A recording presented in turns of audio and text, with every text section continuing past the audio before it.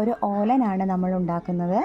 അതിനായിട്ട് കുമ്പളങ്ങ ചെറിയ കഷ്ണങ്ങളായിട്ട് എടുത്തിട്ടുണ്ട്. അതൊരു പാത്രത്തിലേക്ക് ഇട്ട് കൊടുക്കാം. അതിലേക്ക് കുറച്ച് പച്ചമുളക് ചേർത്ത് കൊടുക്കാം. കുറച്ച് കറിവേപ്പിലയും ചേർക്കാം.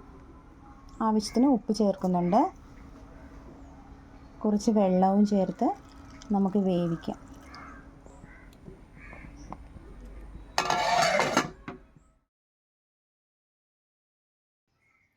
കുമ്പളങ്ങ നന്നായി വെന്തിട്ടുണ്ട്. കുറച്ച് വൻപയർ വേവിച്ച് വെച്ചിട്ടുണ്ട്. അതും കൂടെ കുമ്പളങ്ങയോടൊപ്പം ചേർത്ത് കൊടുക്കാം.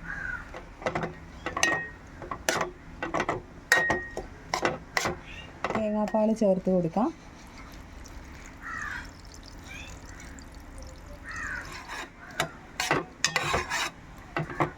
തേങ്ങാപ്പാൽ ഒഴിച്ച് ഒന്ന് ചൂടാക്കിയാൽ മതിയാവും. അത് കഴിഞ്ഞ് നമുക്ക് കുറച്ച് പച്ച വെളിച്ചെണ്ണ ഒഴിച്ചു കൊടുക്കാം.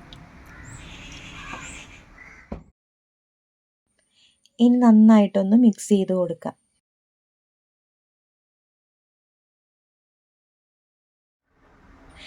അങ്ങനെ വളരെ ടേസ്റ്റി ആയിട്ടുള്ള സിമ്പിളായിട്ടുള്ള ഓലൻ കറി ഇവിടെ റെഡിയാണ്.